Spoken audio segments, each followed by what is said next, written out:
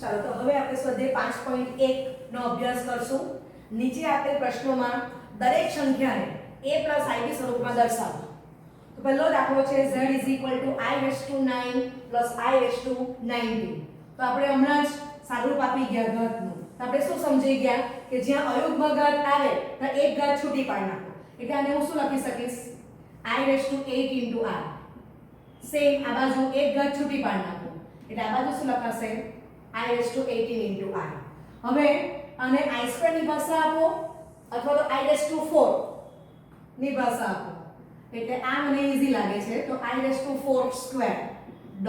.r plus અહીંયા હું આપું છું i²9 .r. તો i⁴ 1 જોઈ ગયા આપણે એટલે 1² .i અને આ બાજુ -1/9 .r. એટલે આ 1 .i -1 ની અયુગ્મ ઘાત -1. તો સાદુરૂપ શું આવી ગયું? આનો ગુણાકાર i અને આ આવી ગયો -i. તો શું થઈ ગયું? 0. હવે આપણને દાખલામાં શું પૂછેલું છે? a + ib સ્વરૂપ લખવાનું છે. તો 0 ને શું કહેવાશે? તો કે 0 + 0 * r. તો જે a + ib સ્વરૂપ દર્શાવે છે. બીજો એક્ઝામ્પલ z = i⁻39. તો પહેલું કામ તો હું આ રીતે કરીશ કે z = 1/i⁻39. જે રીતે આપણે અંશમાં કામ કર્યું એ રીતે આપણે છેદમાં કામ કરશું. તો ફરી પાછું એક અયુગ્મ ઘાતને છૂટી પાડશું. તો શું લખાશે? i⁻38 * r. Therefore z = 1/i²⁻90 .r. માટે z = 1/-1/19 .r. Therefore z = -1 ની અયુગ્મ ઘાત -1. હવે આપણે શીખી ગયા કે છેદમાં સંકર સંખ્યા રાખી શકાય નહીં. તો i ની અનુબદ્ધ શું થશે? તો કે -i. તો -i એ ગુણાકાર અને ભાગાકાર. Therefore z = 1/-i -i.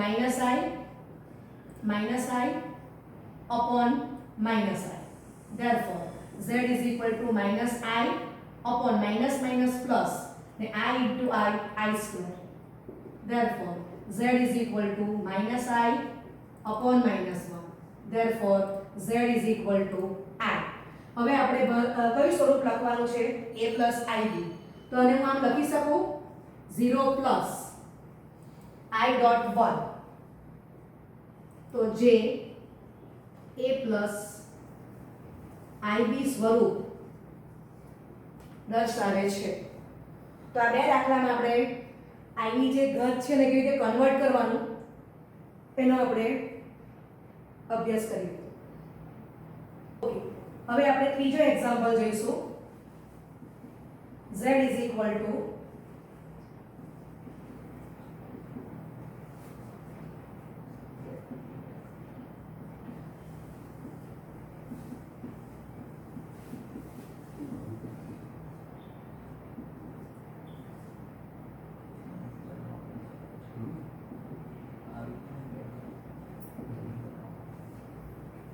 તો અહીંયા શું છે?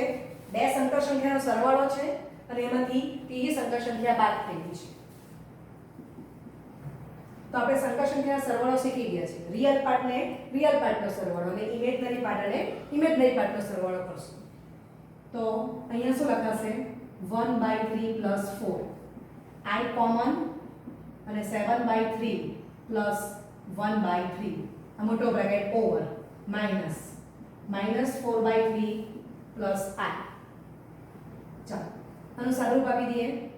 12 ને 1 13 13 / 3 અને આ બાજુ આવી ગયું 8/3. માઈનસ માઈનસ અલગ આપશું એટલે માઈનસ માઈનસ શું થશે? પ્લસ +4/3 અને -1 * i માઈનસ. ફરી પાછું રિયલ પાર્ટ છે એનો સરવાળો સાથે કરશું મેડમ 13 by પહેલે તો પેલો I કે L લખેલો 13/3 પછી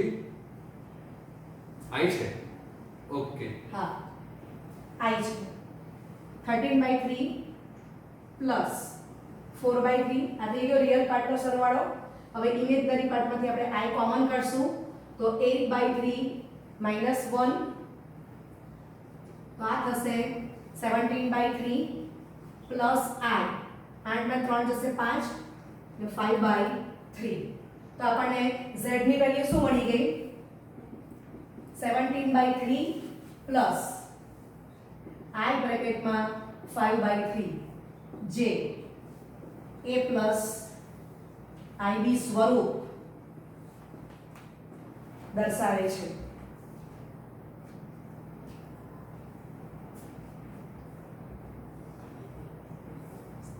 હવે ચોથો એક્ઝામ્પલ લઈશું z is equal to 1 minus I raised to 4.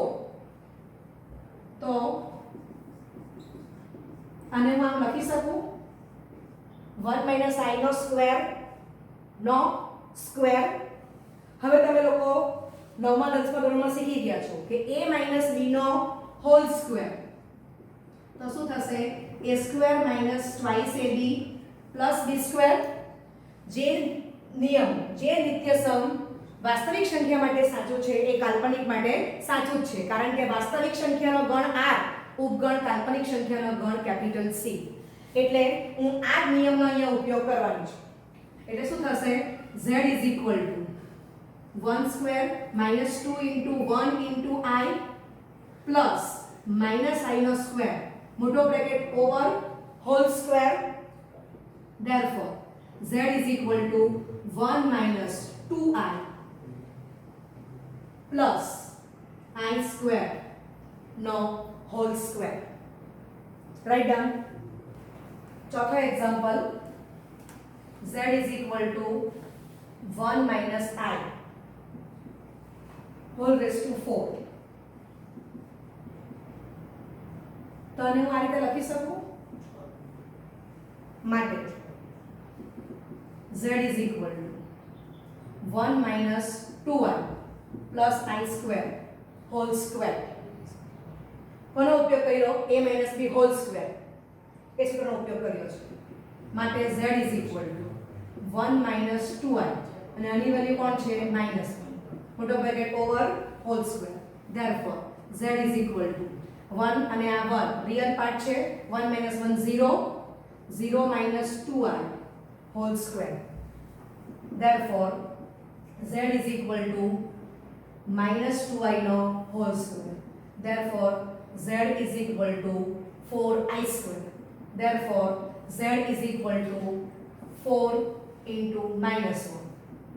Therefore z is equal to minus 4 plus 0 into I જે a plus IB સ્વરૂપ દર્શાવે છે. આપણે રિવાઇઝ કરી આગળ જોઈ ગયા કે -4 ને શું કહેવાશે તો કે શુદ્ધ વાસ્તવિક સંખ્યા કારણ કે ઇમેજનરી પાર્ટ એનો 0 છે અને આપણે આ સ્વરૂપ માંગેલું છે એટલે -1 ને કેવી રીતે પ્રેઝન્ટ કર્યા તો કે z is equal to -4 plus 0 into I. હવે આપણે પાંચમું એક્ઝામ્પલ લઈશું z is equal to 1/3 plus 3I whole cube. તો તમને ખબર જ છે સૂત્ર a plus b whole cube તો a cube plus b cube plus 3ab બ્રેકેટમાં a plus b એનો અહીંયા ઉપયોગ કરીશ. Therefore z is equal to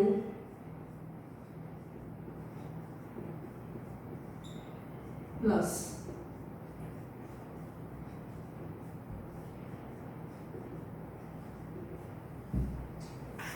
માટે z is equal to 1/27 plus 27I cube આ 3 ને 3 જશે plus 3I બ્રેકેટમાં 1/3 plus 3.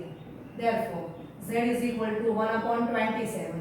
આગળ શીખી ગયા કે I cube ને શું કહેવાશે I square into I ને I square ની વેલ્યુ -1 એટલે આ વેલ્યુ શું લખાશે -1.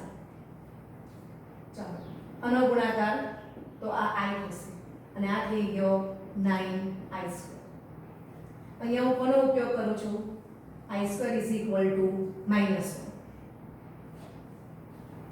Therefore z is equal to 1/27 -27i plus i 9 into -1. હવે રિયલ પાર્ટને રિયલ પાર્ટ લઈ લો, ઇમેજનરીને ઇમેજનરી લઈ લો. Therefore z is equal to 1/27 -9. બાકી જે પાર્ટ રહી છે એ સાથે લખીશું અને i કોમન કરો તો -27 plus 1 into i. Therefore z is equal to 1/27 -9 minus 26 into i. Write down. Last step લખશું. શું હતું? 1/27 -9 minus 26i. ચાલો સાદુરૂપ આપીએ તો 27 into 9 क्या થશે? 243.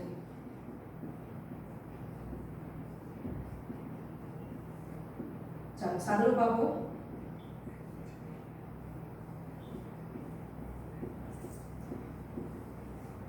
બરાબર છે. તો હવે આપણને કયું સ્વરૂપ જોઈએ છે? તો કે a + ib. તો જે a + ib સ્વરૂપ દર્શાવે છે.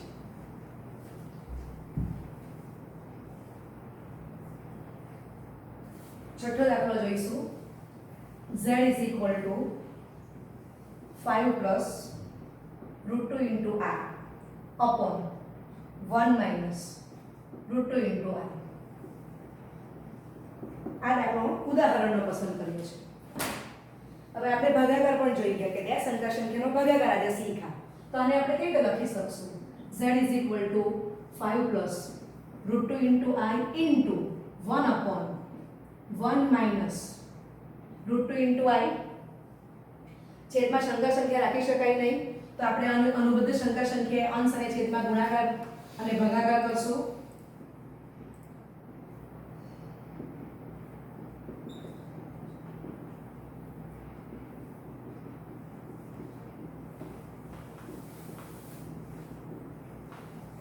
Therefore z is equal to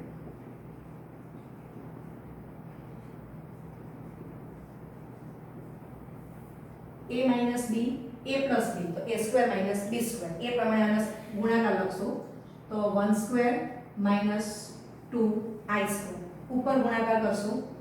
Therefore z is equal to 5 plus 5 √2 into i plus √2 into i plus √2 into √2 2 into i square છેદમાં 1 minus 2 into minus 1. હવે રિયલ પાર્ટને આપણે સાથે લેવાનો છે, તો આપણને એટલું ખબર જ છે કે i² is equal to -1. એટલે અહીંયા હું -1 વેલ્યુ મૂકી જ દઉં એટલે ખબર પડે કે આ બંને રિયલ છે. તો શું લખાશે? z is equal to 5 minus 2. આમ રાઈટ ટિક કરી દઉં છું એટલે ખબર પડે કે આ બેનું સાચું. હવે જે બે ટર્મ્સ રહી એ કોણ છે? કાલ્પનિક ભાગ છે. તો આમાંથી હું i બહાર કાઢું તો લખાશે 5 √2 plus √2 અને આખાના છેદમાં 1 plus 2 એટલે by 3. Right? Therefore z is equal to અલગ અલગ ભાગાકાર કરશું 3/3 plus i બ્રેકેટમાં 6 √2 by 3. Therefore z is equal to 1 plus i બ્રેકેટમાં 2 √2 જે a plus ib સ્વરૂપ દર્શાવે છે.